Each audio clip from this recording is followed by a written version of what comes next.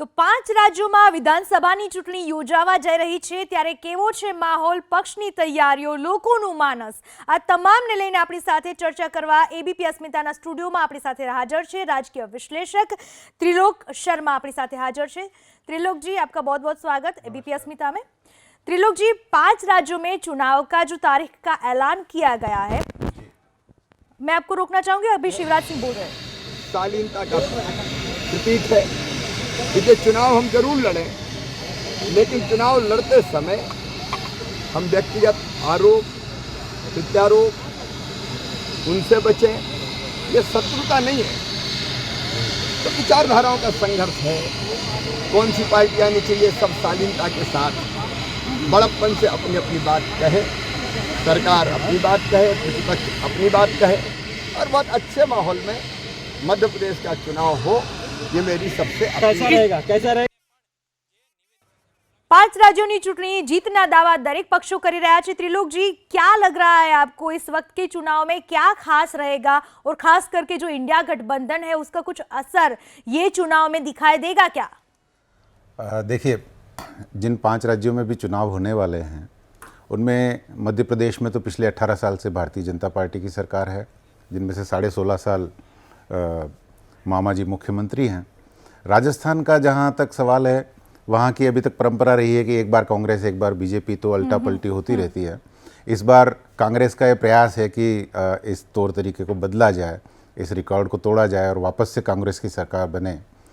छत्तीसगढ़, मिजोरम और तेलंगाना में कांटे की टक्कर है। कहा नहीं जा सकता ऊंट किस करवट बैठेगा।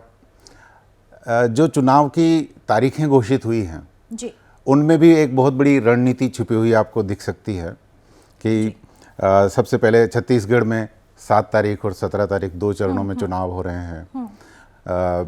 फिर आपका राजस्थान 23 तारीख, मध्य प्रदेश 17 तारीख, तेलंगाना 30 तारीख। इसमें आप देखिए एक अघोषित सी रणनीति छिपी दिखती है कि जहाँ जहाँ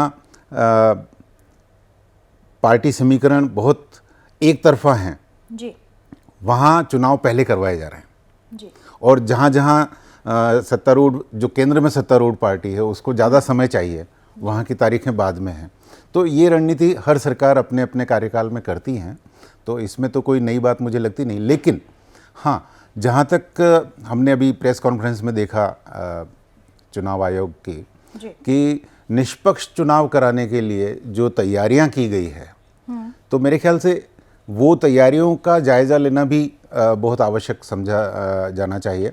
और इसमें जो एक बात सबसे ज़्यादा चुभने वाली और अखरने वाली लगी वो ये कि इस बार भी चुनाव आयोग ने जो अपराधी चेहरों को चुनाव लड़वाने की जो बात है उस पर कोई बहुत सख्त कदम नहीं उठाया है जी। केवल इतना कह के छोड़ दिया गया है कि भाई अगर कोई पार्टी आपराधिक छवि वाले उम्मीदवार को उतारती है तो उसे स्पष्ट करना होगा कि उसे ही क्यों उतारा गया, और कोई, यानी कि आपराधिक प्रवृत्ति वालों को चुनाव में उतारने की खुली छूट है, बस केवल उसका जस्टिफिकेशन होना चाहिए। ये मैं सोचता हूँ कि चुनाव प्रक्रिया में अभी कुछ और सुधार आवश्यक हैं, और आपराधिक छवि वाले लोगों को, जिनके ऊपर भी कोर्ट के केस लंबित हैं, उनको चुनाव लड़ने की अनुमति नहीं दी जानी चाहिए। जी,